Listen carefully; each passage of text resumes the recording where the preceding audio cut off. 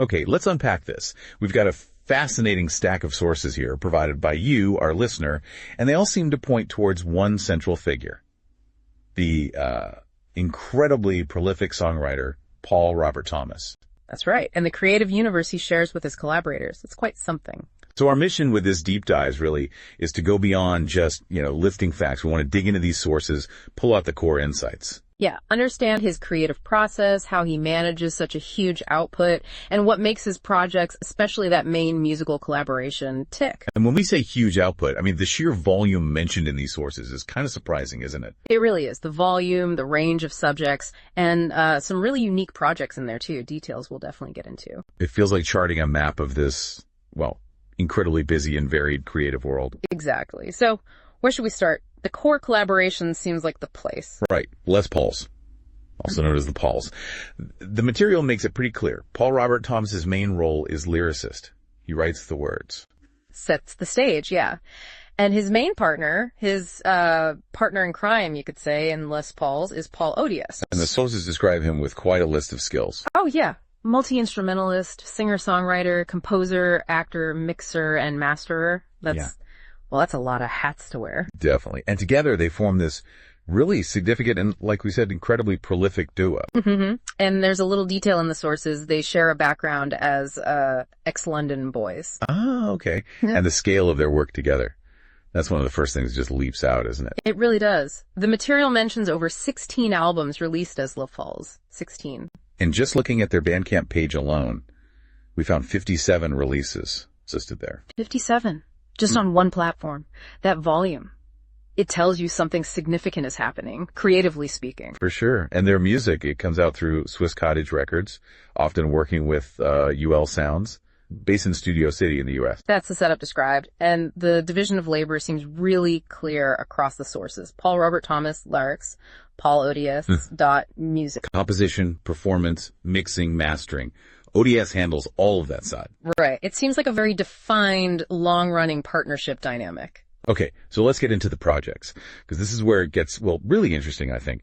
The sources highlight some major ones. First up, the Chelsea Hotel series. Ah, yes. This one stood out. An extensive triple album project, all focused on the iconic New York Chelsea Hotel. And the concept, as the material states it, is original songs about famous artists who stayed there or, had strong connections to the place. It's a brilliant concept, really, using that one history-soaked location to explore all these different artistic lives. So the sources detail the first album, the Chelsea Hotel, #1. And get this, it's listed as their 21st album together. 21st, wow, okay. And it features songs about, Jimi Hendrix, Janis Joplin, Leonard Cohen, Bob Dylan, Bowie, Brian Jones, Jim Morrison, Andy Warhol, Lou Reed. Quite the lineup. A Mount Rushmore of cool, basically. Its release date was August 31st, 2024. And the material notes some real chart success, too, shortly after release. #1 in Tokyo's alt-pop charts. Yeah, #3 overall in Japan on Reverb Nation. That's pretty impressive reach. Definitely. We also saw some listener feedback mentioned in the sources, people describing the sound, classic rock, Bowie-esque, soulful, bluesy. But they're really connecting with the whole concept, the storytelling in the lyrics. Exactly. There was even a specific line highlighted from the Brian Jones song, white boys playing black boys blues. That's a line that definitely makes you stop and think, doesn't it? About influences cultural appropriation, shows the lyrics aren't shying away from complex stuff. For sure. And interestingly, Paul Robert Thomas actually went to the Chelsea Hotel himself, visited on June 1st, 2025, so after that first album was out. Oh, really? And the sources include his own observations from the trip. They do. He noted, apparently, how much it's changed. Massive renovations. And not much of the old vibe left. Seems like it. He observed that not much original seems to be there. Maybe some furniture and paintings that someone called Stanley apparently took as payment back in the day. And they're now part of the decor. Right. And he also mentioned the lift. The famous one where Leonard Cohen supposedly met Janis Joplin. That's been replaced. Wow. So that visit must have given him a pretty stark perspective. It sounds like it. He contrasted the area right around the Chelsea with staying in what he called tidy Manhattan at the New York Palace Hotel where, current big stars might stay. And what was the contrast near the Chelsea? He specifically noted seeing, and these are his words from the source, emancipated drug addicts near the subway entrance there. A real difference from the, suited types you might see elsewhere in Midtown. That's quite an observation. Yeah. But despite all the changes in the surrounding scene, he found the hotel itself was fully booked. And the desk clerk was apparently friendly, knew the history, seemed proud to share the stories. So the legend of the Chelsea seems to persist, even if the buildings change. The narrative lives on. Okay, so continuing the series, the Chelsea Hotel, #2, that's listed as their 24th album. Right, 24th. Released March 7th, 2025. And this one covers artists like Joni Mitchell, Robbie Robertson, Patti Smith, Madonna, Joan Baez, Iggy Pop, Edie Sedgwick, and the Club 27. Expanding the roster. And then there's the Chelsea Hotel, #3. The sources say this one is actually forthcoming. Release date December 31st, 2025. Yeah, forthcoming. And it's listed as their 23rd album. Wait, 23rd. So they released number 24 before number 23. Apparently so. Adds a little quirk to their release strategy, doesn't it? It does. Okay, and who's featured on number 3? This volume includes Dennis Hopper, Bette Davis, Dylan Thomas, Thomas Wolfe, and this intriguing figure just called Fifth Floor Mary. Fifth Floor Mary. Lots to unpack there, potentially. So it's a concept that's both a tribute and this exploration of a place across 3 volumes covering a huge range of icons. Exactly. Now, another major series we found details on is the Scared of America series. Right. The sources mention Volume 1, then An American Landscape, Scared of America Volume 2, and Volume 3 that's apparently forthcoming. And the stated concept for this one is quite direct. It's about depicting how America appears to, quote, 2 Brits across the pond who have never been there. Okay, an outsider's perspective. Yes, and the material explicitly adds that it's not intended to be anti-American. More about that external view. Gotcha. And did we see any song titles that give a flavor of this? We did. Titles like Marilyn Monroe's Endless Night, Robert Johnson Crossroads Blues, the title track single Scared of America, Las Vegas Killed Elvis, Washington's Blues, Hollywood Town, New York City. So yeah, using those iconic American figures, places, myths to build that picture. Seems like it. The material also notes a video promo for the An American Landscape album was titled Sensational and Controversial. Okay. And it specifically mentions that a video promo for the song The Undertaker's Ball from this same series was inspired by Pizzagate. Right. And just to be absolutely clear for everyone listening, we're reporting directly what the source material states here, that the promo drew inspiration from Pizzagate, which, as you may know, refers to a controversial and widely debated conspiracy theory from 2016. Our job here is just to convey what's in the sources provided to us. Absolutely. Neutral reporting is key. Okay, moving to another really fascinating project mentioned, Dylan Found. This one sounded unique. A joint project with Untold Dylan and the bob-dylan.org.uk site. Exactly. And the goal here is pretty cool. Taking Bob Dylan lyrics that have never actually been set to music and composing new music for them. Wow. And apparently Paul Robert Thomas has also completed some unfinished Dylan lyrics as part of this. That's ambitious. And the plan is to make the album available as a free download. That's what the sources state, yeah. Which is an interesting approach in itself. And this project seems deeply connected to Paul Robert Thomas's own history, right? With Dylan's work. It does. The sources note he was apparently known back in the day as Dave Thomas from Wembley and was, really active in trading Dylan videos. A real fan from way back. Seems so. And he's also written a lot about Dylan's work. Articles mentioned on specific songs like Every Grain of Sand, Caribbean Wind, The Basement Tapes, 7 Days. So that long-standing engagement, that deep knowledge, must give him a pretty particular insight when approaching lyrics Dylan himself never finished or set to music. You'd have to think so. Now, stepping beyond the Les Paul's work for a moment, the sources do highlight other key collaborations for Paul Robert Thomas. Right, not just with Paul Odiase. Who else is mentioned? We see collaborations noted with Michael Kelly from Nashville and Angela Prudhomme, for example. Angela Prudhomme. Wasn't there a specific success story mentioned there? Yes, exactly. Their song, Christmas Time With You, lyrics by Thomas, music by Prudhomme. The material notes this song actually opened the Hallmark TV channel's 2018 Christmas movie, Christmas on Honeysuckle Lane. The Hallmark channel. Yeah. That's a big deal in the world of music licensing. It really is. And this points to that whole side of his work. The sources state many of his licensed songs have been used in TV, film, ads, radio, especially in the U.S.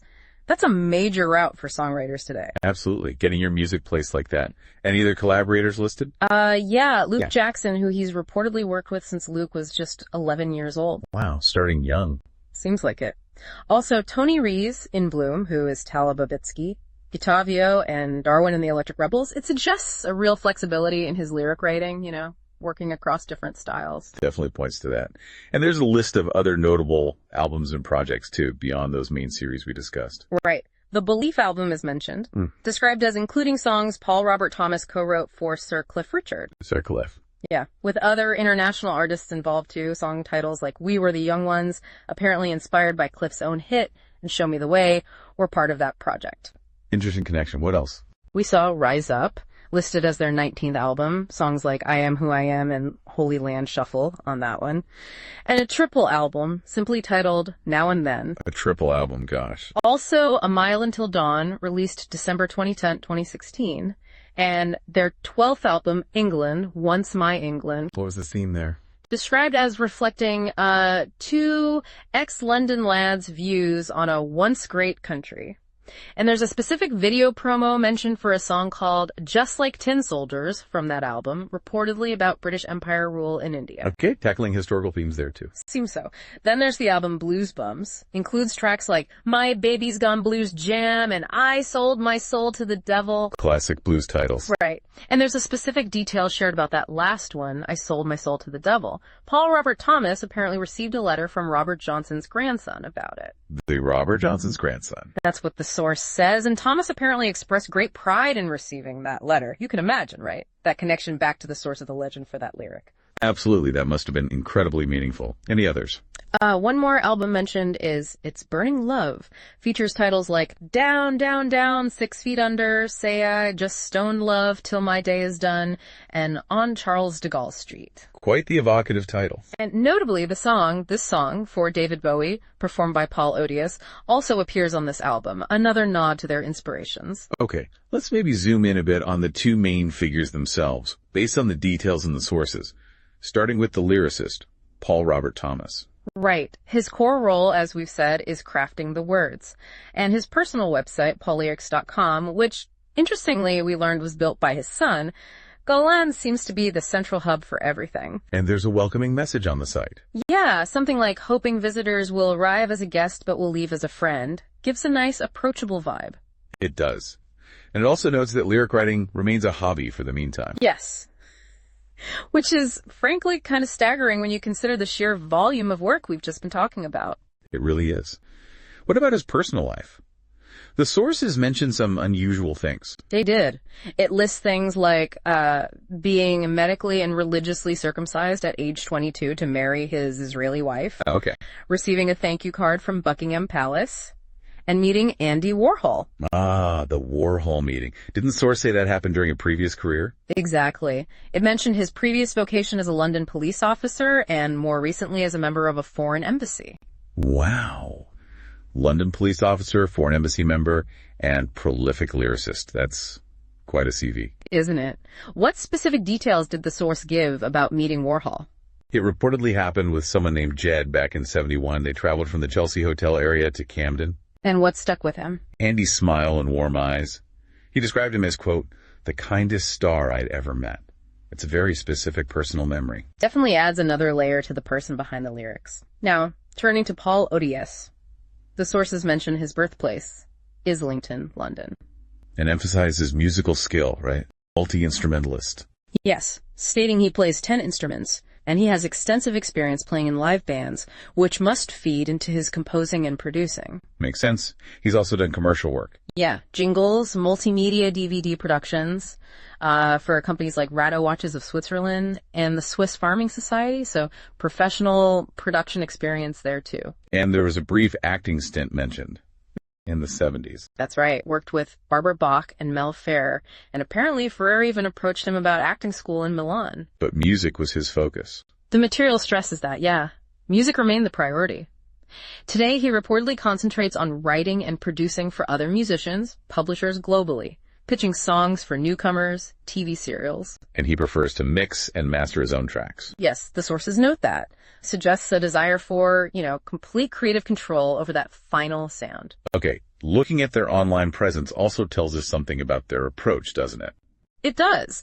The sources indicate Paul Robert Thomas uses a really wide range of social media platforms for outreach, often posting the same links across many of them. Which platforms are listed? Let's see. Twitter, Facebook, including a specific group for Les Pauls and a profile called Paul Lyricist. YouTube, SoundCloud, MySpace. MySpace. Wow, takes you back. Right. Apparently, he started a music site there that attracted over 34,000 friends back in the day. Also, Reverb Nation with specific links for different projects, and Vandalism. That's a serious digital footprint.